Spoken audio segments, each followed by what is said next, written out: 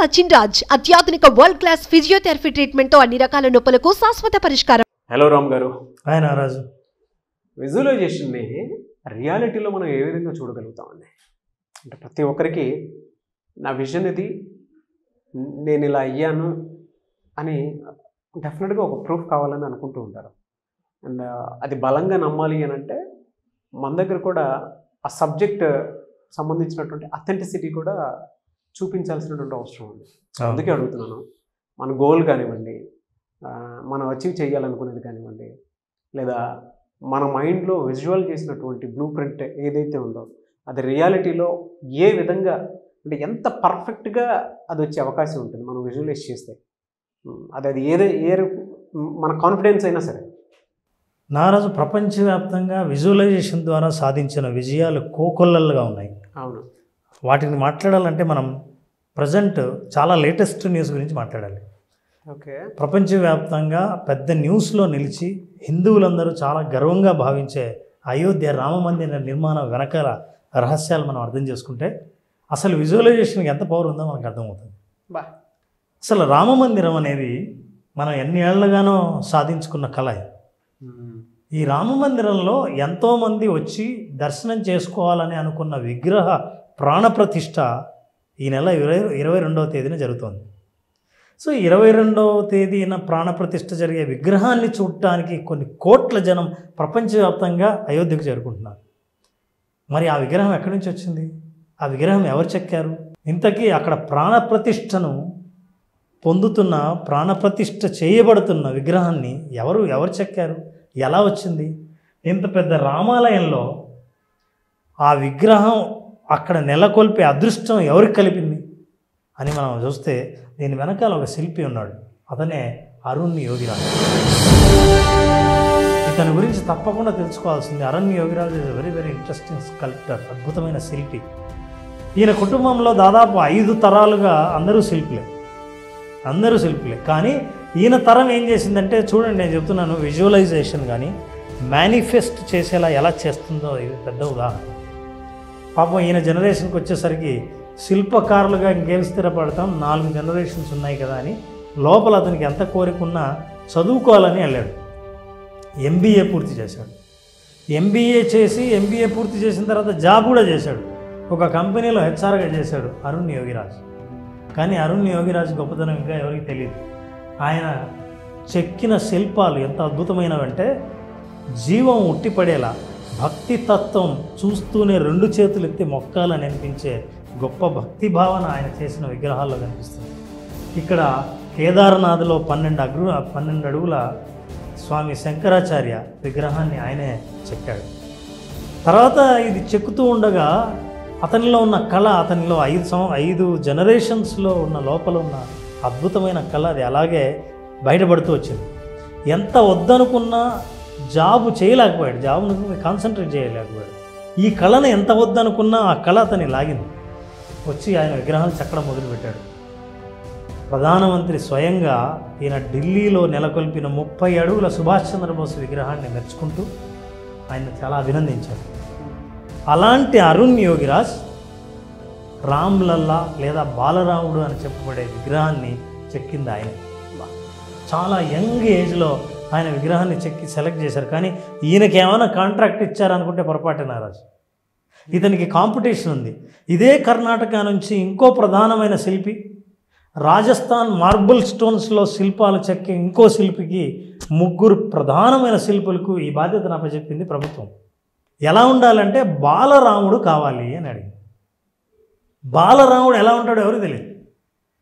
చూడండి, అరుణ్ యోగిరాజ్ బాలరాముడు ఇలా ఉండొచ్చు, ఇదన్నీ ఊహలు. ఎక్కడి నుంచి వచ్చాయి ఈ ఊహ? ఎక్కడా మనకు చరిత్రలో లేదు బాలరాముడు ఎలా ఉంటాడనే వర్ణన. అలాగే బాలరాముడు ఇలా ఉంటాడని ఎక్కడ కథల్లో లేదు. బొమ్మలు మనకి ఎక్కడ కనిపించినా రాముడు, లక్ష్మణుడు, సీత, ఆంజనేయుడు ఉంటారు తప్ప ఎక్కడ బాలరాముడు లేదు. బాలరాముడిని మీరు చెక్కాలని అన్నారు. కొంతమంది ఇలా ఊహించారు, కొంతమంది ఇలా ఊహించారు. ఇవన్నీ ఎక్కడి నుంచి వచ్చాయి? కేవలం విజువల్. అద్భుతమైన విజువలైజేషన్ ద్వారా రాముడి చరిత్రను చదివితే ఒక్కసారి కళ్ళు మూసుకొని అతని చరిత్రను తిరిగేసి 5 ఏళ్లలో ఎలా ఉంటాడు అన్న తట్టిన ఊహకు ప్రతిరూపాలు ఇవన్నీ. ఇలాంటి బాలరాముడి విగ్రహాన్ని ఎలాగైనా సరే ఒక రూపం ఇవ్వాలని ఎన్నో ప్రయత్నాలు జరిగాయి. ఇన్ని ప్రయత్నాలు అందరూ ఎంత మెచ్చుకున్నా కమిటీ మాత్రం చివరికి 3 విగ్రహాలని ఎన్నుకోవాలని నిర్ణయించింది. ఒకటి రాజస్థాన్ నుంచి, 2 కర్ణాటక నుంచి. ఈ 2 కర్ణాటక నుంచి వచ్చినవి నల్లశిల నుంచి చెక్కినవి, రాజస్థాన్ నుంచేమో మార్బుల్ స్టోన్ చెక్కినవి. ఈ 3 మీద పోటీ పెడితే చివరికి అరుణ్ యోగిరాజ్ ఎన్నికయ్యాడు. Really hats off to him sir. Arun Yogiraj nation మొత్తం సెల్యూట్ చేయాల్సిందే. ఇది చరిత్ర. ప్రతి జనరేషన్కి ఇంకా ఆ బాలరాముడి విగ్రహం తప్ప అవును ఇంకొకళ్ళు చూడలేం మనం. మొదటిసారిగా బాలరాముడిని చరిత్రకు అందించిన ఘనత ఆయన దక్కింది. అంతే కదా. అయితే ఇంకా జీవం పోయటం కూడా 22nd నుంచి జరుగుతుంది కాబట్టి అంత 22nd నుంచి ఇంకా ఇంతవరకు ఎవరు ఆ బాలరాముడి విగ్రహం చూడలేదు. అవును, ఇంకా అది బయటపడలేదు. కానీ ఈయన ఏం చేసేవాడంటే విజువలైజ్ చేసేవాడు. చెప్పాడు, ఎన్నో గ్రంథాలు చదివాను, ఎన్నో పుస్తకాలు చదివాను, ఎంతోమందితో మాట్లాడాను. ఇవన్నీ వాళ్ళు ఎవరు చెప్పినా రాముడి కథను, రామరాజ్యం గురించి చెప్తారు కానీ బాలరాముడి గురించి ఎవరు చెప్పరు. కానీ ఇదంతా విని తన విజువలైజేషన్ ద్వారా బాలరాముడు ఎలా ఉంటాడో ఊహించుకుంటాడు. ఎలా ఉంటాడని నేను అనుకుంటున్నానని తన మెడిటేషన్ చేసేవాడు. ఏది చెక్కినా చెక్కే ముందు అలాంటి తదేక దృష్టితో, పర్సీవరెన్స్తో, హార్డ్ వర్క్తో తను సాధించాడు. అయితే 3 బాలరాములను ప్రజెంట్ చేశాడు. కమిటీ నుంచి వచ్చారు. కమిటీలో అందరూ రకరకాలైన వ్యక్తులు ఉన్నారు. అందరూ చూసి అందరికీ నచ్చిన ఒకే ఒక విగ్రహం అరుణ్ యోగిరాజ్ చెక్కిన. మాటలు లేవండి. ప్రాణ ప్రతిష్ఠ చేసే ముందు ప్రాణాన్ని పోశాడు అని అంటారు. అద్భుతం జరిగే ముందు ఎవరూ గుర్తించరు, జరిగిన తర్వాత గుర్తించాల్సిన అవసరం లేదంటే జరిగిపోయింది. రేపు ప్రాణ ప్రతిష్టాపన జరుగుతుందని అంటే అక్కడి నుంచి అసలు అన్బిలీవబుల్ సార్. అయితే ఇప్పుడు ఆయన ప్రపంచవ్యాప్తంగా ఫేమస్ అయ్యి చాలామంది సర్చెస్లో అరుణ్ యోగిరాజు ఉన్నాడు. ఎవరు ఈ అరుణ్ యోగిరాజు? అయితే ఇప్పుడు అతను చాలామంది ఎవరితో మాట్లాడడం లేదు. ఇంట్లో నిజానికి ఈ విగ్రహం చెక్కేటప్పుడు 6 నెలలు మౌనంగా ఉన్నాడు. ఇంట్లో వాళ్ళతో ఎవరితో మాట్లాడేవాడు, మొబైల్ టచ్ చేయలేదు. చెక్కుతూ ఉండగా ఒక చిన్న రాతి ముక్క కంట్లో గుచ్చుకుంది. చిన్న సర్జరీ చేసి తీయాల్సి వచ్చింది. అయితే ఈ కష్టం నేను చెప్పట్లే, విజువలైజేషన్ అని. ఈయన మాట్లాడలేని పరిస్థితిలో ఉంటే వాళ్ళ నాన్న ఇంటర్వ్యూ ఇస్తూ ఇది కేవలం స్కిల్తో పాటు, స్కిల్లే కాదండి, అది ఒక విజువలైజేషన్ ఉంటే తప్ప ఇది సాధించలేరని. ఒకసారి ఆయన ఇంటర్వ్యూ చూద్దామని. Sure sir. And after that, Arun also did graduation. After that, he just completed MBA. He just also put the same way what I had done. I'm going to continue his art itself. And today he is somewhere. What does it take? I mean, it's a very tough job to bring out the beauty in the stone. What does it take? A talent, a connect, and or is it innate? By heritage, you get that vibration that you have to do this. Somewhere I think, personally from personal front, I'm just tell that somewhere inheritance is also counts, and more than that, hard work, perseverance, and dedication brings this art. Artists want to visualize himself that what he's doing. For that, he want to have the background of drawing skills and measurements and the hard work. Is it that when you're being sir, అది వాళ్ళ father మాట్లాడినటువంటి మాట. Hard work, dedication, perceiving కూడా ఎలా ఉండాలి అని అంటే through visualisation మాత్రమే అది సాధ్యం అవ్వగలుగుతుంది. దాని పారామీటర్స్ ఏంటి, మెజర్మెంట్స్ ఏంటి అనేది విజువల్ చేసి పర్ఫెక్ట్ చేసిన తర్వాత అది బయటకు వచ్చింది. అలా పట్టుకోగలగాలి అని అంటే దానికి ఒక స్కిల్ ఉండాలి విజువలైజేషన్లో. అది కోచ్ వల్ల మాత్రమే సాధ్యం అవుతుంది. అంటే ఇన్ని పారామీటర్స్ మీరు ఇందాక అన్నారు చూసారా, మెడిటేషన్కి ఒక గురువు హెల్ప్ చేస్తే దాని నుంచి అంటే హోల్ డే ఎవరితోనూ మాట్లాడకుండా, ఈవెన్ మొబైల్ ముట్టుకోకుండా కూడా ఆ విజువలైజేషన్లో అంత పర్ఫెక్ట్ డెడికేషన్ అయ్యి ఇవాళ బాలరాముడి విగ్రహాన్ని మనం చూస్తూ ఉన్నాము. Really great sir. అంటే మీకు వాళ్ళకు కూడా truly appreciation from my heart. So thank you Naraj. ఇది సాధించడానికి ఒక వ్యక్తి తను కళ్ళు మూసుకొని కాకుండా తెరుచుకొని చూస్తే మనకు ఆల్రెడీ తెలిసిన ప్రపంచాన్ని చూస్తాం. కళ్ళు మూసుకుంటే చూడబోయే ప్రపంచాన్ని సృష్టించగలిగిన శక్తిని పెంపొందించాలి. అంటే ఈ ప్రపంచం మొత్తం ఏం చూడాలనుకున్నాడో ఆ బాలరాముడి విగ్రహాన్ని అతను సృష్టించాలంటే కళ్ళు మూసుకోవాలి. మెడిటేషన్, విజువలైజేషన్, దానికి కావాల్సిన స్కిల్, పర్సీవరెన్స్.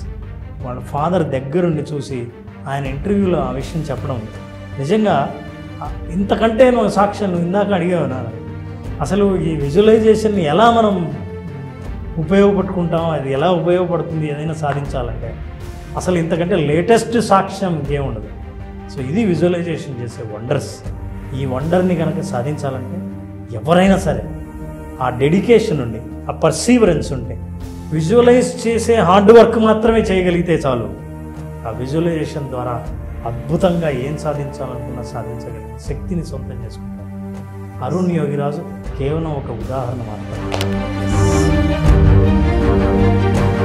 చరిత్ర సృష్టించారు సార్ నిజంగా అరుణ్ యోగిరాజు గారు. Really hats up to him. పర్సనల్గా ఎవరైతే బిలీఫ్ సిస్టమ్ మీద బలంగా ముందుకు వెళ్తూ ఉంటారో వాళ్ళ కాన్ఫిడెన్స్ కానివ్వండి, ఫోకస్ కానివ్వండి, త్రూ విజువలైజేషన్ డబుల్ ట్రిపుల్ అవుతుంది. అదే మనం రిజల్ట్ చూస్తాం కూడా, దానికి అంత పవర్ ఉంటుంది. కాబట్టి రేపు 22nd ప్రాణ ప్రతిష్టాపన ఉంది, 23rd మంది అడ్వాన్స్ విజువలైజేషన్ క్లాస్ ఉంది. Very happy for you sir. అది యాదృచ్ఛికంగా జరిగిందా ఎలా జరిగిందా అనేది పక్కన పెడితే, బట్ ఆ డేట్లలో మనం ఇలా మాట్లాడుకోవటం, ఫిక్స్ చేసినప్పుడు మనకు తెలియదు. But now I'm very happy. So అది మీరు చెప్తేనే బాగుంటుంది, అది ఎంత స్పెషల్గా ఉంటుంది అనేది ఈసారి. సో నారాజు 23rd advance visualisation session conduct చేస్తున్నాం.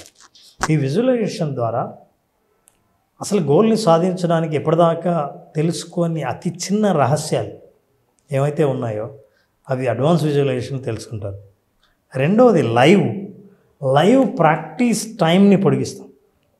సో ఆ స్టేట్ ఆఫ్ మైండ్ని ఎలా మెయింటైన్ చేయాలి ఎక్కువసేపు అంటే ఆ వైబ్రేషన్స్ని, ఆ ఎలక్ట్రోమాగ్నెటిక్ సిగ్నల్స్ని ఎట్లా క్రియేట్ చేయాలి, ఎక్కువసేపును అలా సస్టైన్ ఎలా చేయాలి, ఈ విషయాల్ని తెలుసుకోవాలనుకుంటే అడ్వాన్స్ విజువలైజేషన్ సెషన్ తప్పకుండా అటెండ్ అవ్వాల్సిందే. అందులో చాలా కొత్త ఇన్ఫర్మేషన్ ఉంటుంది. అద్భుతమైన అనుభవాలతోనే ఈ సెషన్ నుంచి బయటకు వస్తారు. మీతో మీరు అనుసంధానం అయ్యి మీకు కావాల్సింది మీరు పొందాలి అనుకున్నటువంటి వాళ్ళు. అడ్వాన్స్ విజువలైజేషన్లో కొన్ని మెథడ్స్ ఉంటాయి. వాటిని పట్టుకుంటే మాత్రమే మన జీవితం మీద మనకు కంట్రోలింగ్ ఉంటుంది, అవగాహన ఉంటుంది, ఫోకస్ పెరుగుతుంది, కాన్ఫిడెన్స్ పెరుగుతుంది. మనం అనుకున్నటువంటి విషయాలు ఏవైతే ఉంటాయో అది డబ్బు పరంగా కావచ్చు, జాబ్ పరంగా కావచ్చు, కెరీర్ పరంగా కావచ్చు, మీరు సెట్ చేసుకున్న గోల్ కావచ్చు. అంటే కొంతమంది నా ఇల్లు ఇలానే ఉండాలి, నేను ఈ విధంగా నా ఇంటిని పొందాలి అనుకున్నటువంటి వాళ్ళు ఉంటారు. వీటన్నిటికీ పర్ఫెక్ట్ సొల్యూషన్ విజువలైజేషన్ అనేటువంటి class with tools and techniques. అది కూడా అడ్వాన్స్ క్లాస్ నడుస్తూ ఉంది. January 23rd, 22nd అయిపోగానే మీరు నెక్స్ట్ డే యాన్ అవ్వచ్చు. మీరు ఏవైతే కోరుకున్నారో అవి జరగాలి అని అంటే అది కూడా టూల్స్ అండ్ టెక్నిక్స్ నేర్చుకొని పర్ఫెక్ట్ మెథడ్లోకి మీరు వచ్చి మీ లైఫ్ని ఒక సాధనతోటి ముందుకు తీసుకెళ్ళాలి అనుకున్నటువంటి వాళ్ళు అడ్వాన్స్ విజువలైజేషన్ క్లాస్కి అటెండ్ అవ్వాలి అనుకుంటే స్క్రీన్ మీద మీ కాంటాక్ట్ నెంబర్ కనిపిస్తుంది. దానికి మీరు call or message or WhatsApp చేసి వెంటనే ఎన్రోల్ చేసుకోండి. ఎనీవేస్ థ్యాంక్ యూ అండి. Thank you so much Ram garu. And I wish you all the best. నేను అడ్వాన్స్ విజువలైజేషన్ క్లాస్కి అయితే అటెండ్ అవ్వాలని అనుకుంటున్నాను. చాలా రోజుల నుంచి నేను ఏగర్గా వెయిట్ చేస్తాను సార్. సో 23rd నేను హోల్ డే అంటే ఆ 5 days క్లాస్లో నేను ఉంటాను. Welcome. Yes, thank you sir. Thank you so much Ram garu. Thank you.